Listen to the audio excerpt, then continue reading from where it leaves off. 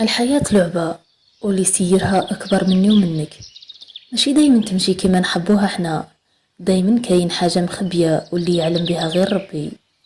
واش يصرى معانا في هاد الحياة كامل هو عبرة لينا ولغيرنا. ما تفوتوش التفاصيل وتتجاهلوها، ساعات الحل يكون فيها. السلام عليكم ورحمة الله وبركاته، مرحبا بكم البنات. نتمنى تدعموا القناة باه كل يوم بإذن الله نجيب لكم حكاية. اليوم راح نحكي لكم قصة جد معبرة وحزينة، تحكي على الميمة للجنة تحت أقدامها. قبل ما نبداو خلونا نصليو على نبينا وحبيبنا محمد صلى الله عليه وسلم تسليما كثيرا. نبداو الحكاية. هذا الشاب يحكي يقول: في اليوم اللي توفات فيه يما، الغسالة اللي كانت تغسل فيها جات تجري عندي وتقول لي: اجري يا وليدي شوف واش لقيت في الجسم تاع يماك. انا تخلعت ورحت نجري نشوف في جسمها، كنت واقف مصدوم ومشوكي من اللي شفتو. أروح ونحكي لكم حكايتي من البداية. أنا اسمي آدم، عمري 24 سنة. كي كان في عمري 4 سنين توفى بابا ربي يرحمه، توفى في حادث كبير. في هذاك اليوم يما حضنتني لصدرها وقعدت تبكي وتقول لي: ما تبكيش وما تخافش يا وليدي، أنا معاك وعمري ما راح نخليك، وراح نكون ليك الأب والأم. في الفترة هذيك يما كان عمرها 25 سنة، كانت صغيرة في العمر وكانت شابة بزاف، والناس كامل كانت تحترمها وتحبها. بعد الوفاة تاع بابا ربي يرحمه فترة تقدموا لها بزاف من الخطابة، سواء من خدمتها ولا من خارج الشغل، لكن يما كانت دايما ترفض كل واحد يتقدم لها. وانا كنت دايما نخاف انها تبعد عليا ولا واحد يشاركني فيها. وكل ما نكبر كل ما تنغير عليها اكثر ونخاف عليها اكثر، وهي حست بالحاجة هذه. وواحد النهار كنت قاعد نتفرج، هي عيطت لي وتقول لي: اروح يا وليدي نحتاجك في حاجة. واول ما دخلت عليها قالت لي: ما تقلقش يا وليدي وما تخافش، انا عمري ما نتزوج واحد ثاني من غير باباك ربي يرحمه، ولا عمري نلقى واحد كيفه، وزيد انا عمري ما نتزوج ونجيب لك زوج الله اعلم كيف راح يعاملك. انا فرحت بزاف كي قالت لي هاك، وحضنتها بقوة وقلت لها: انا نحبك بزاف يا يما. وهي قالت لي انها ثاني تحبني، وهي اللي راح تربي لي العمر كل، وواحد ما يشاركني فيها. ساعتها انا اطمنت معاها على الحلوة والمرة، وهي كانت كل حاجة مليحة تخبيها ليا وتصرف كامل شهريتها عليا، كان ما يخصني اي شيء واللي نتشهاه تجيبهولي. كنت متفوق بزاف في دراستي وحققت الحلم نتاعي، وهو اني درت التخصص اللي نبغيه واللي كنت نحلم به طول عمري. وكنت فرحان بزاف، ويما ثاني كانت فرحانة وفخورة بيا بزاف، وتعبها ما راحش خسارة، وانها ربات راجل مسؤول وقاري وقادر على شقاه. دخلت للجامعة وتخرجت منها بتفوق كبير، لدرجة أنه ثم لقيت خدمة في شركة كبيرة، وكانت أول شهرية لي في شغلي. قلت هكذا الحمد لله حققت لي نحلم به، إلا حلم واحد قلت لازم نقول يما عليه. وكي روحت من الخدمة للدار قعدت مع يما، كنت حجمان ومتوتر. قالت لي: خير يا وليدي وش بيك؟ قلت لها: الصراحة يا يما أنا حاب نخطب. لقيت يما فرحت بزاف وقلت: هذا يوم المنى، أنا طول عمري نحلم بزواجك وتعمر علي دار بالولاد. قلت لها: إيه يا يما، هذا هو الحلم اللي طول عمري نستناه، والطفلة اللي راح نخطبها ثاني تعرفيها. قالت لي: شكون هذه يا ولدي؟ شاورت بصبعي على الدار اللي فوقنا، قلت لها: بنت عمي نرجس. بعد ما كانت والدتي تضحك وفرحانة، فجأة تبدلت ملامح تاع وجهها وقالت لي: كيفاه يا آدم، هو انت خليت كامل البنات وجيت لهذه وغير نرجس اللي عجباتك؟ قلت لها: ايه يا يما، على واش بها يا اخي، طفلة كي كامل البنات وشابة وعاقلة ومتربية ومكملة قرايتها، واش بها؟ علاه كاش ما راكي مخبية عليا ولا واش؟ قالت: لا لا ماشي هكا يا وليدي، علاه يعني خليت كامل البنات وخيرت هذه بالذات؟ انا مانيش قابلة يا آدم على الزوج هذا. انا ساعتها صدمت، قلت: علاه يا يما، كاينه حاجه بيناتكم ولا واش؟ اكيد انتي مخبيه عليا حاجه. قالت: شوف يا وليدي، انا راح نقولك على كل شيء، انت خلاص كبرت ورجعت راجل، وراح نقولك على السر اللي انا مخبيها عليك. عمك هذا طماع كبير وكال دراهم تالي تامة. عمك هذا يتوفى باباك ربي يرحمه، جال عندي يطلب يتزوج بيا شحال من مرة بدون علم مرته، وانا رفضت وما قبلتش بيه. قلت له: انا عمري ما راح نتزوج واحد ثاني. قال لي: معليش ما تتزوجينيش، بصح شوفي شكون اللي راح يصرف على وليدك، وديجا وليدك كبر خلاص، خليه يبطل القرايه ويحوس على خدمه على خاطر انتي ما تقدريش تعيشيه. حمدت ربي يا ادم انه انا نخدم وفوضت امري لله، ومن بعد زاد استولى على الورث كامل وحرمك من حقك، وفوضت امري لربي تاني، وقلت انا اللي راح نصرف عليك دم قلبي باه نعيشك احسن عيشه ونكبرك وتكون راجل نعول عليك. انا من اللي سمعته من عند يما قعدت مشوكي ومصدوم وعيت واش نحضر. قلت لها كامل هذا الشي وكنتي ساكته وما حكيتي ليش وصابره على الظلم. ومن يومتها كرهت عمي هذا كره كبير، بصح ما قلت حتى حاجه وقعدت ساكت. وفي وقتها بنت عمي نرجس كانت تعيط لي بزاف في التليفون وانا ما كنت نرد عليها، ومن بعد رحت ليها وقلت لها يما ما قبلتش نتزوج بيك. بنت عمي زعفت بزاف وقالت لي علاه يا اخي راني شابه ولات البنات، هي شايفتني مانيش مليحه والله واش. قلت لها لا لا مش هكذا، هي ما هيش حابه نتزوج من لافامي. قالت خساره وانا نحبك، وحسيت بيها زعفت بزاف من يما وما رضيتش نقولها على اللي عملوا فينا باباها وسكت. ولكن دخلت في اكتئاب كبير، دايما قاعد في الشامبرة وساكت وما ناكلش، ويما كانت مقلقة عليا بزاف. في يوم لقيتها حلت عليا الباب وقالت لي انا قابلة يا ادم انك تتزوج بنت عمك، ما يرضينيش نشوفك بالمنظر هذا، لخاطر عندي ساعاتك في الدنيا وانا قابلة انك تتزوجها وما تدرنيش انا في بالك خلاص. ساعتها جريت عندها وقعدت نبوس على راسها ويديها وقلت لها سمحي لي يا يما حقك عليا، بصح الله غالب نحب نرجس بزاف، ما نقدرش نتزوج وحده غيرها، لخاطر كبرت انا وياها وتربينا مع بعض من اللي كنا صغار ونحبها وتعلقت فيها من اللي كنت صغير. قالت لي معليش يا وليدي ربي يساعدك ويهنيك معها. قعدنا ايامات ومن بعد رحنا لدار عمي خطبناها، وعمي كان يعاملني كشغل واحد براني وشرط عليا شرط كبير بزاف، وقبلت بالشرط اللي شرطوا عليا ودرت كل حاجة بغاها وطلبها مني، مع اني كنت كارهه بزاف وما رضيتش نقول له على الورث تاع بابا اللي كلاه. المهم بعد ما تزوجنا كنت نحس ان مرتي ما تحبش يما خلاص، حتى في فترة الخطوبة عمرها ما اتصلت بيها ولا سألتني عليها، وجامي هدرت عليها ولا غير ذكرتها بالمليح ولا بالقبيح. بصح هي بغاتني غير انا وما بغاتش يما. وبعد الزواج كان دايما تدير اي سبابه ما نروحش نزور يما. انا كنت كاري الدار قدام يما باه كل شويه نزورها ونطمن عليها واي حاجه تحتاجها نقضيها لها، ولا مرضت نكون بجنبها.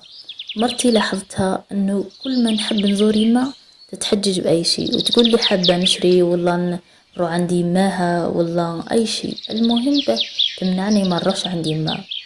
فاتت أشهر وربي رزقني بطفل سميته أحمد على اسم بابا ربي يرحمه، وكانت يما فرحانة بزاف بهذا الطفل، ما خلات واش تجيبله وتقول هذا ولد الغالي اللي كنت دايما نحلم بيه، ربي يحقق لي حلمي. بصح مرتي كانت مش شنفة عليها وتهدر معها بالتشناف والخزرة، وانا لاحظت هذا الشي، بصح كي عاد مرتي نفسها ما بغيش نقلقها والله نكبر الموضوع وندخل في معمعة ما كانش خرجة منها. درت روحي ما شفت والو وكملت عادي. بغات يما تروح لدارها قالت لي يا وليدي انا رايحه نروح لداري واش ما حتيش راني هنا نمو عينيا نمدهولك ما تحشمش قولي. انا حضنت يما وبست لها على جبهتها ويديها وقلت لها ربي يخليك لي يا يما ما يحرمنيش منك طول العمر. وحاسه بمرتي راح تطرطق من القنطه او الغيره. ايا يما مشات تروح قلت لها استناي نوصلك، قالت لي لا لا خليك عند مرتك ووليدك يا اخي دار قريبه. قلت لها لا لا راح نوصلك. خرجت معاها ووصلتها ورجعت. كي حليت الباب سمعت مرتي تهدر مع يماها وتقول لها عييت نبعدو على المخلوقه هذه، ما بغيتهاش تدخل داري ما بغيتش نشوف وجهها. انا قلت بالك على كاش وحده، ما درتش في بالي خلاص باللي تهدر على يما. المهم فاتوا الايام ورجعت مرتي ووليدي يديو كامل وقتي. قصرت مع الوالده بزاف بزاف مع انه البيت قدام بيتي، لكن ما كنت نسال عليها بزاف حتى نلقاها في واحد المره تعيط لي وزعفانه بالبزاف. قعد ما عادش نسقسي عليها، قلت لي هذه هي التربيه والتعب اللي تعبتوا على جالك. رجعت ما تسالش عليا. قلت لها معليش يا يما سمحيلي الضغط تاع الشغل راكي تعرفي. قالت لي الضغط تاع الشغل ولا مرتك؟ على العموم يا وليدي كيما بغيت، ربي يسعدك ويهنيك وربي يعينك على اللي انت فيه. انا قفلت معاها وانا زعفان بزاف لانه مقصر معاها وخليتها تستهمني. وفي يوم لقيت خالتي تعيط لي تقول لي اجري يا ادم يماك مريضة بزاف. جريت للدار لقيتها في حالة مسكينة وكانت تقسي عليا. رحت جبت لها الطبيب افحصها وقال لي يماك عندها حاجة في الشعب الهوائية ولازم ننقلوها للسبيطار لخاطر لازم لها رعاية ولازمها قرعة أكسجين. قلت له علاه يا طبيب أنا مستعد نعمل أي حاجة المهم يما ما تدخلش السبيطار وتقعد في الدار وما تبعدش عليا. راح نجيب لها ممرضة تعتني بيها في الدار. خالتي قالت لي يا وليدي أنا ما نقدرش نخلي داري أنت تعرف الدار والولاد والزوج ما نقدرش نغيب ولو لحظة. نطقت مرتي قالت لي وتجي ممرضة علاه أنا نخدم يماك على أكمل وجه. أنا كي سمعت هذا الكلام من مرتي فرحت بزاف وقلت ليما سمعت يا يما مرتي كيفاه تحبك حنا ظلمناها بزاف. قالت لي معليش يا ولدي. خليت مرتي مع يما وكنت نروح للخدمة وكنت دايما لما نروح للدار نحس انه يما عيانة بزاف ونفسيتها في حالة وحالتها تزيد من السيء للأسوأ. وفي واحدة المرة جيت نبوسها على الجبهة هي مسكتني من يدي وقالت لي على وجه ربي يا وليدي جيب وحدة ثانية تخدمني انا ما بغيتش مرتك تخدمني. قلت لها علاه يا يما علاه مرتي واش دارت لك علاه يعني ديري هاك كامل هذا الشي على خاطر انتي ما تحبيهاش وتكرهي باباها وساعتها تغشيت بزاف منها. والغدوة من ذاك رحت للخدمة كالعادة. شوية نلقى مرتي تعيط لي في التليفون تقول لي اجري يماك ما على باليش واش بيها ما راهيش تهدر ولا جاوبني. جيت نجري للدار وجبت معايا طبيب واول ما طبيب شافها قال لي يماك ماتت. انا قعدت في بلاصتي ما تحركتش. الكلمة هذه نزلت عليا كيما الصاعقة. قعدت نشوف في يما وهي راقدة بلا ما تتحرك. يما اللي كانت الصدر الحنون ليا اللي ضحات بشبابها وصحتها على جالي وانا بدلت الدار عليها وخليتها تعيش وحدها. يما اللي جامي سمحت فيا وانا صغير وحتى كي كبرت وتزوجت بصح انا سمحت فيها كي كبرت. قعدت نهضر معاها ونقولها يا يما نوضي جاوبيني ما تخلينيش على بالك ما عندي حتى واحد يحن عليا بلا بيك في الدنيا هذه كنتي دنيتي وحياتي ودرك كيفاه نعيش بلا بيك. هكذا مرتي كانت تسكت فيا ومن بعد يسمعوا لافامي جاو للدار وكانوا يواسيو فيا وانا مازال ما كنت مستوعب باللي يما ماتت وخلاتني. هذاك اليوم كان أسوأ يوم في حياتي وكانت هذيك الليلة أطول وأسوأ وأوحش ليلة في حياتي. كنت نبكي وانا قاعد قدام جثتي ما فارقتهاش حتى جاء الصباح. جات خالتي لعندي وقالت لي يا وليدي راح نديو يماك باه يغسلوها ويكفنوها. عينيا ما فارقش وجه يما. جات اللحظة اللي نودعها فيها للأبد روحا وجسد. بعدت وانا نبكي جو هزوها داوها للشامبرة واحدة أخرى. شوية جات الغسالة تجري وتقول لي اجري يا وليدي تشوف واش لقينا في الجسم تاع يماك. رحت انا نجري وانا مخلوع لقيت الجسم تاع يما كامل كدمات زورق. كنت الغسالة تهدر مع صاحبتها تقولها هذه باين عليها مسكينة باللي كانوا يعذبوها بالضرب وكانت الصبع تاع يدها اليمنى شارت على حاجة. قلت بالك يما مازالها حية وما ماتش. دخلت في غيبوبة برك انا مازالني ما امنت باللي يما ماتت. عيط للطبيب جازات شافها قال لي مع الاسف يماك متوفية من البارح. قلت له الكدمات هذو من واش قال لي هذو يدلوا على كاش واحد خبطها بقوة ولا ضربها. وكي ركزنا على صباحها لقينا شاير القرعة تاع الاكسجين. راح الطبيب شاف القرعة تاع الاكسجين لقاها مقفولة. قال لي كاش واحد قفلها على بها يماك ما قدرت تتنفس وشارت بصبعها عليها حتى ماتت. قعدت انا نخمم في الدار ما كان حتى واحد براني وقعدت نفكر شكون اللي قفلها القرعة. كاين في الدار غير مرتي. عيطت لها وانا متغشش بزاف قلت لها نرجع روحي هنا. جات تجري تقول لي واش بيك يا راجل. قلت لها واش صرا لي يما قبل ما تموت. قالت لي عادي كانت تعيط عليا وهي ماشي قادرة تتنفس فجأة رجعت ما تردش عليا. قلت لها والكدمات الزرق هادو تاع واه. قالت لي ما نعرفش وكانت خايفة ومتوترة. قلت لها واش كنتي ديري لها. قالت لي كنت نخدمها ونقوم بها وبدات تبكي وتعيط وتقول لي هذا هو الرد الجميل تاعك. بعد ما خدمتها رجعت تتهمني انه انا اللي قتلتها. وبعد انا سكت وقلت لها ما نعرف واش اللي صرا لي يما مسكينه وحسيت باللي انا السبه في الموت تاعها. كنت نبكي بزاف بكاء هستيري. ومن بعد ما صلاة الظهر دينا يما للجامع صلينا عليها وانا مازال مانيش مستوعب واش اللي راه صاري. ومن بعد رحنا للمقبره ولقيت على يما نظرة الوداع، كانت آخر مرة نشوف فيه وجه يما. دفنا يما وكنت مانيش قادر نبعد على قبرها، حتى كركرني وليد خالتي بالذراع. روحت للدار، والدار يما قعدت في فراشها ونبكي. جبت ايامات وانا في حالة يرثى لها، وكل ما نتذكر كيفاه ماتت يما الجسم تاعها زرق نزيد نشك في مرتي ونلوم نفسي باللي انا السبب في موتها. بعد ما ضحت على جالي بكل شي عندها، كان المقابل مني هذا الشي.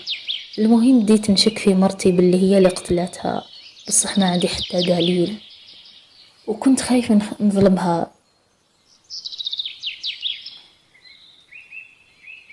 فاتوا الايام والشهر، وانا اكثر اوقاتي نقضيهم في دار يما في فراشها. هذاك النهار كنت موالف كي نروح من الشغل نطلع على وليدي نبوسو ونروح لدار يما، وزدت لقيت صاحبة مرتي في الدار.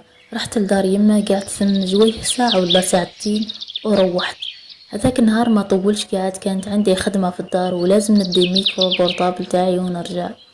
دخلت بلا ما ندير اي صوت، سمعت المرتي تهدر مع صاحبتها وتقول له تهنيت منها وكانت تقصد يما. قلت لها خليتها تموت وهي زرقاء، وحبست عليها الاكسجين بلا واحد ما يفيق لي، وكانوا يتضحكوا.